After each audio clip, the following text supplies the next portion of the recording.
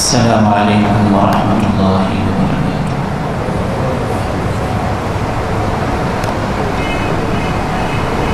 الحمد لله نحمده ونستعينه ونستغفره ونعوذ بالله من شرور أنفسنا ومن سيئات أعمالنا. أشهد أن لا إله إلا الله وحده لا شريك له، وأشهد أن محمدًا عبده ورسوله صلى الله عليه وعلى آله وصحبه وسلم. اللهم صل على محمد وعلى آل محمد كما صليت على إبراهيم وعلى آل إبراهيم إنك حميد مجيد. اللهم بارك على محمد وعلى آل محمد كما باركت على إبراهيم وعلى آل إبراهيم إنك حميد مجيد. رب اشرح لي صدري ويسر لي أمري واحلل عقدة من لساني يفقهوا قولي. أما بعد، فأعوذ بالله السميع العليم من الشيطان الرجيم من همزه ونفخه ونفثه. بسم الله الرحمن الرحيم. الأخلاء يومئذ بعضهم لبعض عدو إلا المتقين. يا عباد لا خوف عليكم اليوم ولا أنتم تحزنون الذين آمنوا بآياتنا وكانوا مسلمين. وقال عز من قائل سبحانه وتعالى في مقام آخر: ويوم يعض الظالم على يديه يقول يا ليتني اتخذت مع الرسول سبيلا يا ويلتى ليتني لم أتخذ فلانا خليلا. بہت ہی قابل احترام میرے بزرگوں، قابل عزت و تکریم زندہ و پائندہ دل نوجوان بھائیوں، قابل شفقت میرے عزیزوں، حیا و عفت میں بہ کر ماں، بہنوں اور بیٹیوں، عربی زبان کا ایک لفظ ہے ماحول. حقیقت میں یہ دو الفاظ کا مجموعہ ہے. ماں عربی زبان کا علیحدہ لفظ ہے اور حول علیحدہ لفظ ہے. ماں کا معنی ہے جو کچھ، اور حول کا معنی ہے ارد گرد. تو ان دونوں کو جوڑ کر اردو زبان کا ایک نیا لفظ بنا لیا گیا ماحول، ماحول. جو کچھ انسان کے ارد گرد ہے، جو اس کے دائیں ہے، جو اس کے بائیں ہے، جو اس کے آگے ہے، جو اس کے پیچھے ہے، جو وہ دیکھتا ہے، جو وہ سنتا ہے، جو وہ بولتا ہے، جہاں بیٹھتا ہے، جہاں چلتا ہے، جہاں پھرتا ہے، یہ سب کچھ اس کا ماحول ہے. انسان ہی نہیں، ماحول کا اثر پتھر پر بھی ہوتا ہے. اگر ایک پتھر کے ارد گرد پانی بہتا ہو اور اس پتھر کے سینے پہ ایک ایک قطرہ ٹپکتا رہے، مسلسل گرتا رہے، تو پتھر کے اندر بھی نشان پڑ جاتے ہیں. ایک لکڑی کو اگر پانی میں بہا دیا جائے اور اس کو پانی کا ماحول ملے تو وہ گل سڑ جاتی ہے. ایک لکڑی اگر کاریگر کے ہاتھ میں لگے اور اس کو کاریگر کے اوزار اور اس کے ٹولز کا ماحول ملے تو کرسی بن جاتی ہے، ممبر بن جاتی ہے، محراب بن جاتی ہے، دروازے کی شکل میں ڈھل جاتی ہے. جس طرح سے بے جان چیزیں ماحول سے متاثر ہوتی ہیں، انسان ان سے بھی زیادہ ماحول سے متاثر ہوتا ہے، اور انسان کے اوپر ماحول کا بہت گہرا اثر مرتب ہوتا ہے۔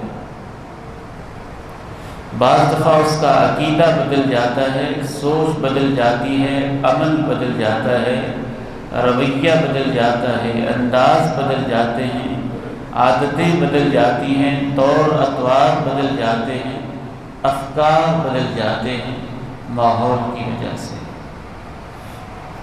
رسول اللہ صلی اللہ علیہ وسلم ارشاد فرماتے ہیں کل مولود یولد علی الفطرہ فابواہ یہودانی او ینصرانی او یمجسانی۔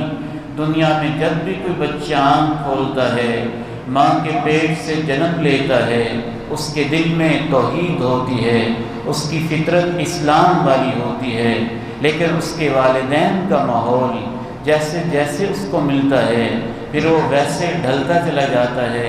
فَأَبَوَاهُ يُهَوِّدَانِ، اگر وہ یہودی ہیں تو یہودی ہو جاتا ہے، وہ عیسائی ہیں تو عیسائی ہو جاتا ہے، اور یمجسانی، وہ آگ کے پجاری اور آگ کی پرستش کرنے والے ہیں تو وہ بھی آگ کا پجاری اور آگ کی پوجا کرنے والا بن جاتا ہے۔ ماحول انسان کو ایسے بدلتا ہے، صرف روحانی اخلاقی طور پر ہی نہیں، جسمانی طور پر جیسے ہم ماحول سے متاثر ہوتے ہیں، روحانی طور پر، اخلاقی طور پر، ایمانی طور پر بھی ہم ماحول سے ویسے ہی متاثر ہوتے ہیں۔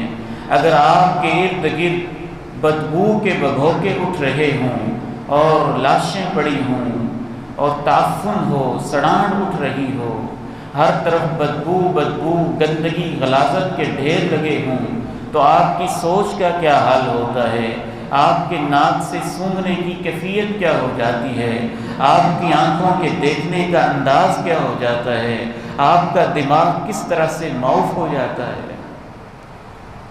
اگر آپ ایسی جگہ پہ بیٹھے ہوں یا ہر طرف سے خوشبو بکھر رہی ہو، عطر بیزی کا ماحول ہو، آپ کے مشام معطر ہو رہے ہوں اور ہر طرف سے خوبصورت قسم کی ہلکی ہلکی سی اور آپ کے من پسند خوشبو کی اسمیل آ رہی ہو، اس کا انداز خوبصورت ہو، تو پھر آپ کا دماغ کیسے معطر ہوتا ہے، آپ کی سوچ کیسے تازہ ہو جاتی ہے۔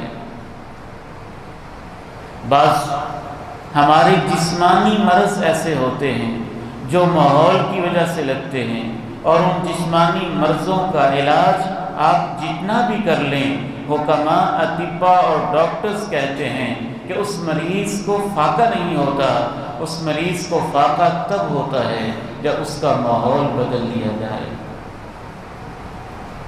بند کمرے میں اس کی سانس گھٹ رہی ہے، آپ اس کو 2-2 4-4 ڈرپیں، 2-4 انجیکشن بھی لگا لیں، اسے آرام تب ملے گا جب اس کو کھلی آب و ہوا میں، کھلے ماحول میں لے جائیں گے، تب اس مریض کو فاقہ ہو جائے۔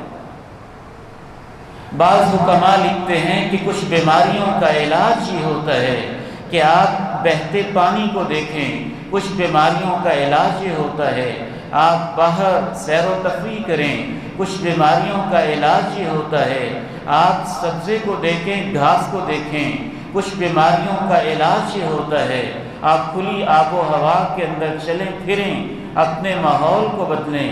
بعین ہی جس طرح سے ہمارے جسم پر ماحول کا اثر ہوتا ہے، لکڑی پر ماحول کا اثر ہوتا ہے، پتھر پر ماحول کا اثر ہوتا ہے، سنگ پر ماحول کا اثر ہوتا ہے، کائنات کی ہر چیز پر ماحول کا اثر ہوتا ہے، چھوٹے سے ایک پودے پر ماحول کا اثر ہوتا ہے، درخت کی نشو و نما پر ماحول کا اثر ہوتا ہے، مکی کے بیج پر ماحول کا اثر ہوتا ہے، گندم کے دانے پر ماحول کا اثر ہوتا ہے، آم کے پھل پر ماحول کا اثر ہوتا ہے، انگور کی بیل پر ماحول کا اثر ہوتا ہے، پھول پر، پتی پر کلی پر، گلاب پر ماحول کا اثر ہوتا ہے، ان ساری چیزوں کا ماحول خراب کر دیا جائے تو وہ گل سڑ جاتی ہیں۔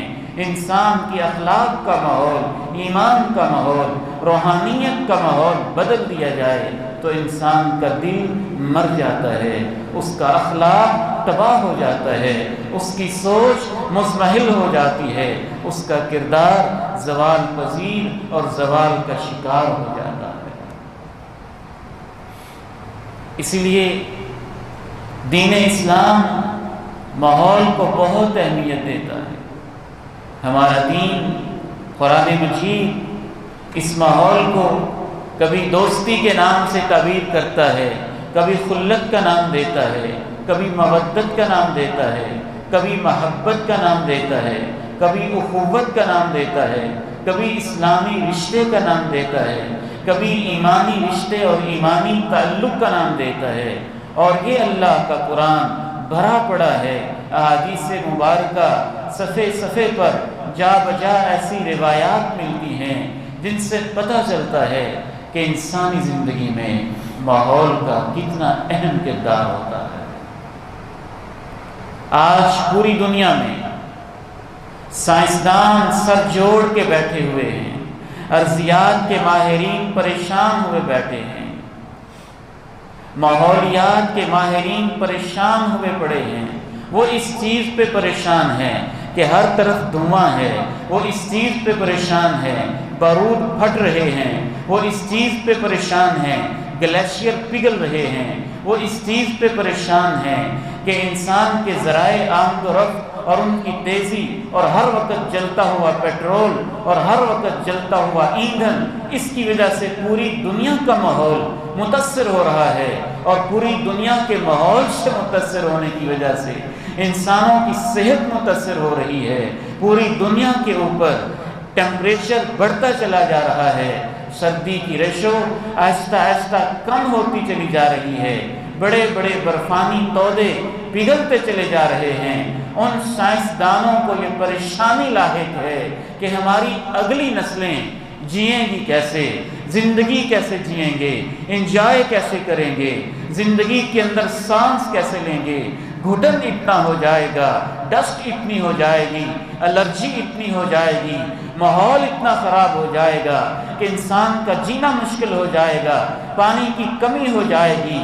اس فکر کے اندر ٹھیک ہے کوئی گناہ کی بات نہیں، لیکن ہمیں ایک اور فکر لاحق ہے کہ سارے انسانوں کے اخلاق بگڑتے چلے جا رہے ہیں۔ ہر ہاتھ کے اندر گندی ننگی برہنہ تصویریں آتی چلی جا رہی ہیں، ہر کان کے اندر میوزک پڑتا چلا جا رہا ہے، ہر آنکھ کے سامنے گندے کلپ بڑھتے چلے جا رہے ہیں۔ پوری دنیا کا ماحول اس اخلاقی لحاظ سے خراب ہوتا جا رہا ہے۔ تمہیں فکر ہے کہ جسم خراب ہو رہا ہے، ہمیں فکر ہے کہ روح بے گورو کفن پڑتی تڑپ رہی ہے، اور اچھے خاصے نوجوان ماحول کی خرابی کی وجہ سے تباہ و برباد ہوتے چلے جا رہے ہیں۔ اس کے ساتھ ساتھ جو ماحولیات کے اوپر تحقیقات ہو رہی ہیں، ہمیں یہ فکر ہے کہ اخلاقی ماحول پر اس سے بڑھ کر تحقیق ہونی چاہیے کہ ہم اس ماحول کو کیسے بدلیں۔ ظاہری ماحول بدلے گا تو جسم خراب ہو جائے گا، اخلاقی ماحول بدلے گا تو اخلاق تباہ ہو جائے گا، بدن کا ماحول بدلے گا تو جسم کو بیماریاں لگ جائیں گی، دل کا ماحول بدلے گا تو دل کے اندر بیماریاں جڑ پکڑ لیں گی۔ اگر آپ کی آنکھوں، آپ کے ہاتھوں کو صحیح ماحول نہیں ملے گا تو یہ فالج زدہ ہو جائیں گے، حرکت سے محروم ہو جائیں گے۔ اگر آپ کی روح کو صحیح ماحول نہیں ملے گا تو آپ کی روح اندر سے اتنی مر جائے گی، دیکھنے میں آپ انسان ہوں گے لیکن اندر سے آپ حیوانوں سے بدتر ہو جائیں گے۔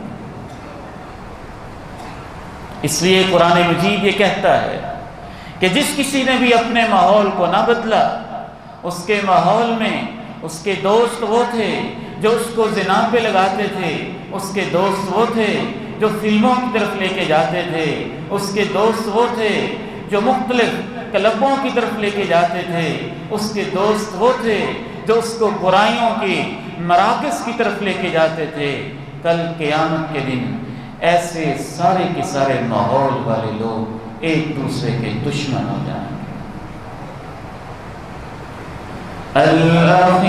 الأخلاء يومئذ بعضهم لبعض عدو إلا المتقين يا عباد لا خوف عليكم اليوم ولا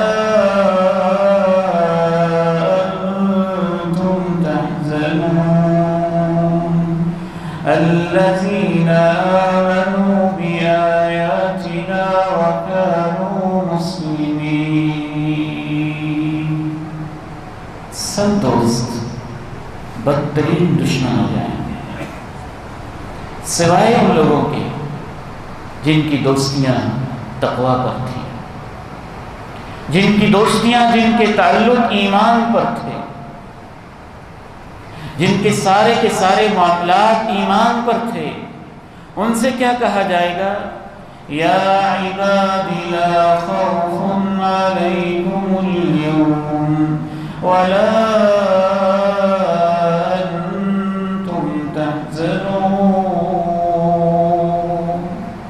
اے میرے بندو، تم نے نہیں گھبرانا، تمہارے سارے خوف ختم ہیں، اور ماضی کے اوپر تم نے غم نہیں کھانا۔ ادخلوا الجنت انتم وازواجکم، تم اپنی بیویوں کے ساتھ، بیویاں اپنے شوہروں کے ساتھ، دوست اپنے دوستوں کے ساتھ، سارے کے سارے اللہ کی جنتوں میں داخل ہو جاؤ، وہاں ہم نے تمہیں شاہانہ زیور پہنانے ہیں۔ پھر آگے اللہ نے دیگر نعمتوں کا تذکرہ کیا۔ رسول اللہ صلی اللہ علیہ وسلم ارشاد فرماتے ہیں، ان للہ ملائکۃ سیارۃ فی الارض، کچھ خاص فرشتے ہیں جن کی ڈیوٹی ہے زمین میں چکر لگاتے رہنا، گھومتے رہنا، بازاروں میں، گلیوں میں، چوکوں میں، چوراہوں میں، بر اعظموں میں، صحراؤں میں، ملکوں شہروں، دیہاتوں پھرتے رہنا۔ پھر کے کیا کرنا؟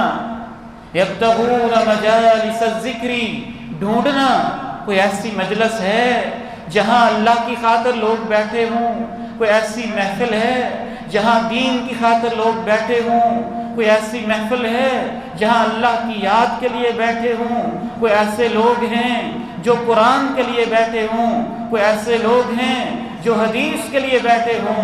جب کہیں ان کو ایسی مجلس مل جاتی ہے، وہ ان کو گھیرے میں لے لیتے ہیں، باہوں میں لے لیتے ہیں، محبت کے ساتھ شریک محفل ہو جاتے ہیں، رب کریم کے پاس واپس جاتے ہیں، رب کریم ان سے پوچھتے ہیں، حالانکہ اللہ بہتر جانتے ہیں، پھر بھی ان سے پوچھتے ہیں، ان کو گواہ بنانے کے لیے، ان کے سامنے اپنے ان بندوں کی فضیلت کو ظاہر کرنے کے لیے، میرے بندے کیا کر رہے تھے وہ بتاتے ہیں، کیا مانگتے تھے وہ بتاتے ہیں، کس چیز سے پناہ مانگتے تھے وہ بتاتے ہیں۔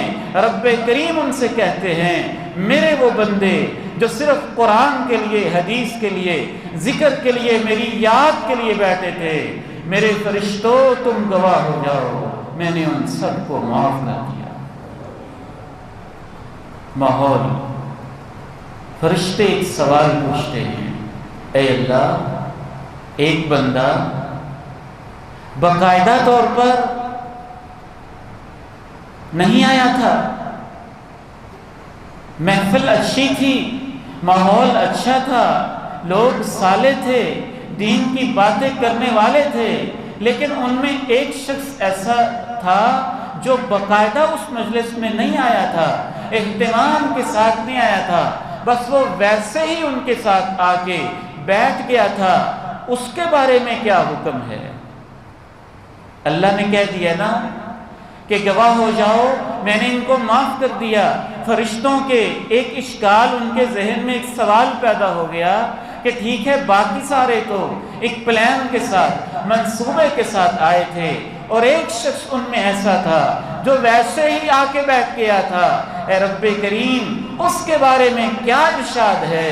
اللہ کے کلمات سنیے، رسول اللہ صلی اللہ علیہ وسلم ارشاد فرماتے ہیں کہ اللہ ان سے کہتے ہیں انہم اناس لا یشقی بہم جلیسہم، اس ماحول میں بیٹھنے والے لوگ اتنے اچھے ہیں، قرآن کی بات کرنے والے، حدیث کی بات کرنے والے، کہ ان میں جو ویسے ہی آ کے بیٹھ گیا تھا میں اس کو بھی محروم واپس نہیں لوٹانا چاہتا۔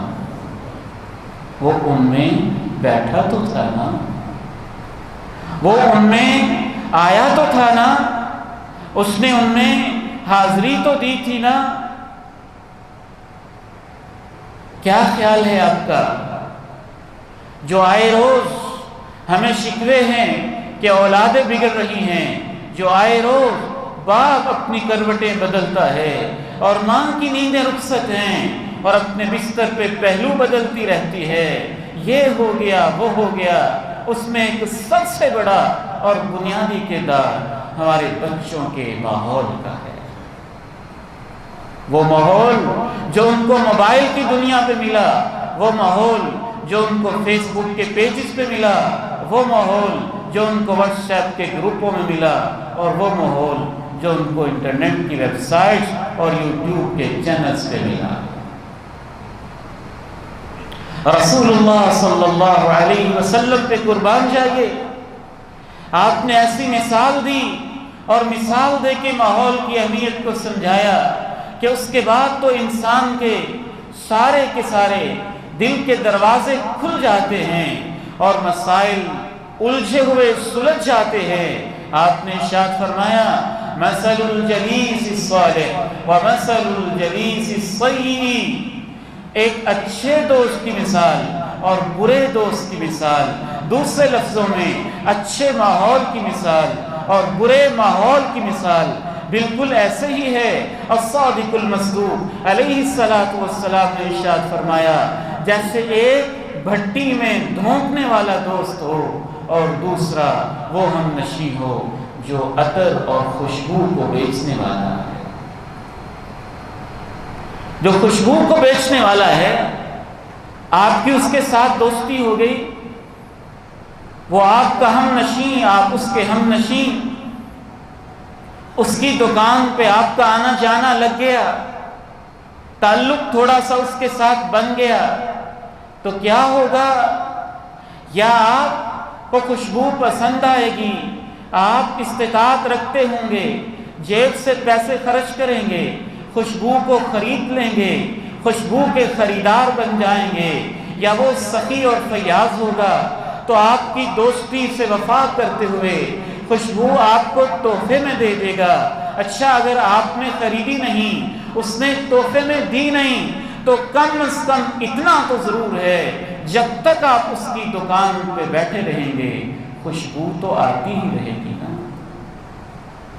خوشبو تو آئے گی۔ بس یہی مثال اچھے دوست کی ہے، یا وہ آپ کو اچھی بات کہہ دے گا یا آپ پوچھ لیں گے، اگر وہ نہیں کہے گا، آپ نہیں پوچھیں گے تو اس کی محفل سے نیکی کی خوشبو تو کہیں نہیں گئی، وہ تو آپ کو ملتی ہی رہے گی۔ پھر آپ نے فرمایا برے دوست کی مثال بھٹی پھونکنے والے کی طرح ہے، بھٹی کے اندر آگ دھونکنے والے انسان کی طرح ہے کہ وہ اس کے اندر یوں پھونکے مار رہا ہے، چنگاریاں پڑی ہیں، کوئلے موجود ہیں، چنگاریاں اڑ رہی ہیں، یا تو کوئی چنگاری اڑے گی آپ کے کپڑوں کو جلا دے گی، اگر آپ کے کپڑوں کو نہیں جلائے گی اور کوئی بھی تکلیف نہیں ہوگی تو کم از کم جب تک اس بھٹی پہ بیٹھے ہیں دھواں تو کہیں نہیں گیا، دھواں تو آتا ہی رہے گا۔ برا دوست، آپ اس کی محفل میں بیٹھیں گے یا وہ بری بات سمجھا کے آپ کا ذہن خراب کر دے گا، اگر وہ آپ کا ذہن خراب نہیں کرے گا تو کم از کم اس بری باتوں کا اثر کچھ نہ کچھ تو ہوتا ہی رہے گا، دھواں تو پہنچتا ہی رہے گا۔ الأخلاء يومئذ بعضهم لبعض عدو إلا المتقين يا عباد لا خوف عليكم اليوم ولا أنتم تحزنون۔ عید قربان گزری، اللہ تعالیٰ آپ کی قربانیاں قبول فرمائے۔ بہت سارے سبق تھے اس میں۔ حضرت ابراہیم کی سیرت میں ان میں سے ایک اہم سبق یہ تھا، اگر آپ اللہ کے بننا چاہتے ہیں تو اپنی اور اپنی اولادوں کے ماحول کو بدل دیں۔ فکر کریں اپنے ماحول کی، اپنی اولادوں کے ماحول کی۔ حضرت ابراہیم کوئی معمولی شخصیت تو نہیں تھے، ان کا باپ اپنے دور کا چیف سیکرٹری تھا، نمرود کا، آپ دوسرے لفظوں میں پرائم منسٹر بھی کہہ سکتے ہیں نمرود کا، آپ تیسرے لفظوں میں اس کا مشیر اعلیٰ، وزیر اعلیٰ بھی کہہ سکتے ہیں۔ اچھا خاصو کاروباری تھا، بزنس والا تھا۔ پتھر پورے عراق کے اندر جو پوجے جاتے تھے وہ ابراہیم کے باپ کے گھر میں تراشے جاتے تھے۔ اس کا کاروبار اور بزنس یہ تھا۔ سیاست میں بھی اونچا عہدہ ہے، تجارت کے اندر بھی پورے ملک کے اندر اس کی تجارت پھیلی ہوئی ہے۔ جناب ابراہیم کیا کیا قربانیاں دیتے ہیں، ان میں سے ایک عظیم الشان قربانی، آپ کو اندازہ ہو جائے گا کہ ماحول کی اہمیت کیا ہوتی ہے۔ باپ کو چھوڑا ہے، گھر کو چھوڑا ہے، سلطنت کو چھوڑا ہے، وطن کو چھوڑا ہے، گلیوں کو چھوڑا ہے، محلوں کو چھوڑا ہے، ایک ویرانے میں، ایک جنگل میں، ایک بیاباں میں، ایک صحرا میں جہاں آبادی کوئی نہیں، انسان نام کی چیز کوئی نہیں، اپنے دودھ پیتے بچے کو اور اس کی ماں کو چھوڑ دیا۔ آسان ہے چھوڑنا؟ ایک مہینے کے لیے آپ اپنے بچوں کو، بیٹیوں کو کسی کالج، کسی اسکول، کسی دین کے ادارے میں بھیجتے ہیں، دل دھڑکتا رہتا ہے، بیٹے کا پتہ نہیں کیا حال ہوگا، بیٹی کا کیا حال ہوگا۔ اور یہ تو بچہ بھی دودھ پیتا ہے، انتظام بھی کوئی نہیں، دکان بھی کوئی نہیں، زراعت بھی کوئی نہیں، کاروبار بھی کوئی نہیں، انسان بھی کوئی نہیں، محلہ بھی کوئی نہیں، کیوں چھوڑ دیا ہے اس ویرانے میں؟ یہ حضرت ابراہیم سے پوچھیں، کس دل کے ساتھ چھوڑا ہے؟ ماں کی آوازیں کیا ہیں؟ ابراہیم کیوں چھوڑ کے جا رہے ہو؟ ابراہیم کیوں چھوڑ کے جا رہے ہو؟ جب کچھ نہیں سنتے، اللہ امرک، آپ تو ایسے نہیں تھے، کوئی اللہ کا حکم ہے، جی اللہ کا حکم ہے، اذن لا یزین اللہ، کوئی بات نہیں، اللہ کا حکم ہے تو اللہ ہمیں ضائع نہیں ہونے دے گا۔ ربنا انی اسکنت من ذریتی بواد غیر ذی زرع عند بیتک المحرم ربنا ليقيموا الصلاة فاجعل أفئدة من الناس تهوي إليهم وارزقهم من الثمرات۔ اللہ، میں نے اپنے اس معصوم بچے کو، اس کی ماں کو، اپنی نسل کو تیرے حکم پہ ایک ایسی وادی میں جہاں زراعت کوئی نہیں ہے، کھانے پینے کی چیز اگتی کوئی نہیں ہے، میں یہاں چھوڑ کے جا رہا ہوں۔ ہاں یہاں ایک چیز ہے، عند بیتک المحرم، اللہ یہاں المسجد الحرام ہے، یہاں بیت اللہ ہے، یہاں خانہ کعبہ ہے، یہاں تیرا گھر ہے۔ ربنا انی اسکنت من ذریتی بواد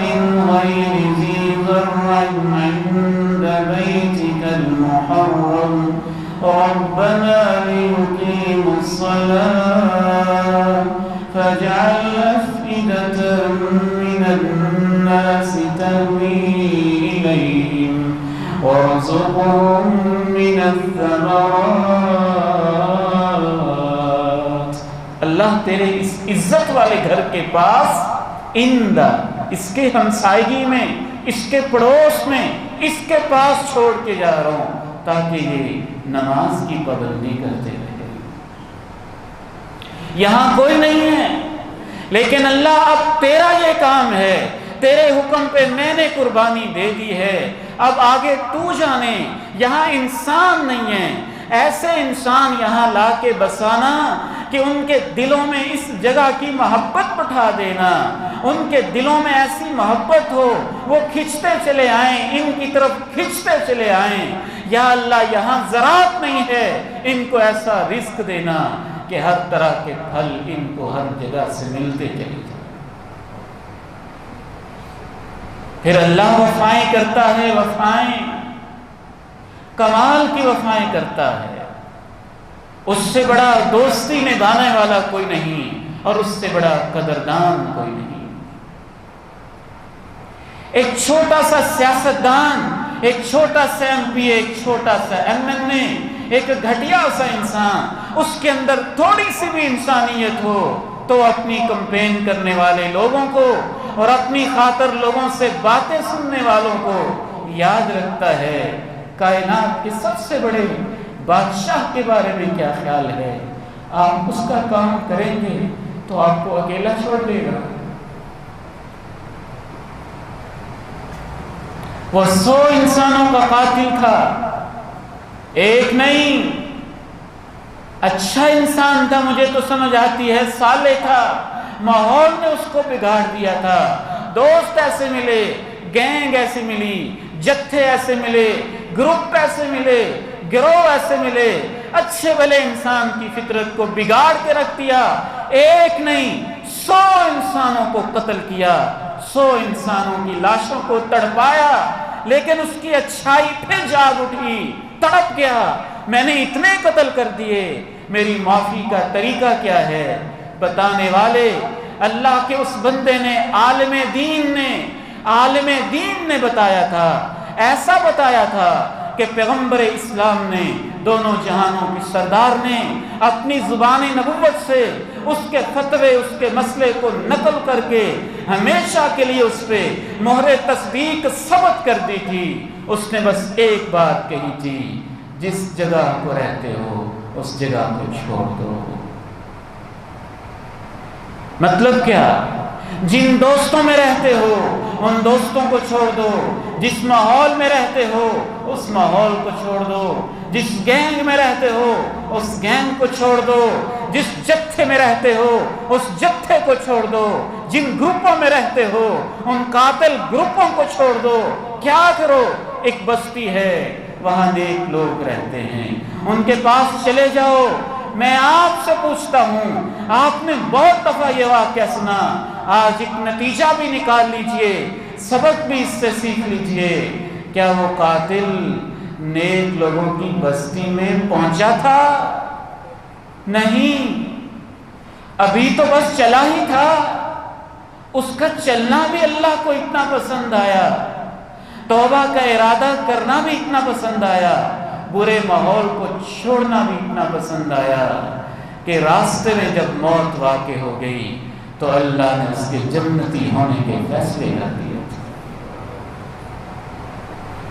وَيَوْمَ يَعَضُّ الظَّالِمُ عَلَى يَدَيْهِ يَقُولُ يَا لَيْتَنِي اتَّخَذْتُ مَعَ الرَّسُولِ سَبِيلًا يَا وَيْلَتَى لَيْتَنِي لَمْ أَتَّخِذْ فُلَانًا خَلِيلًا.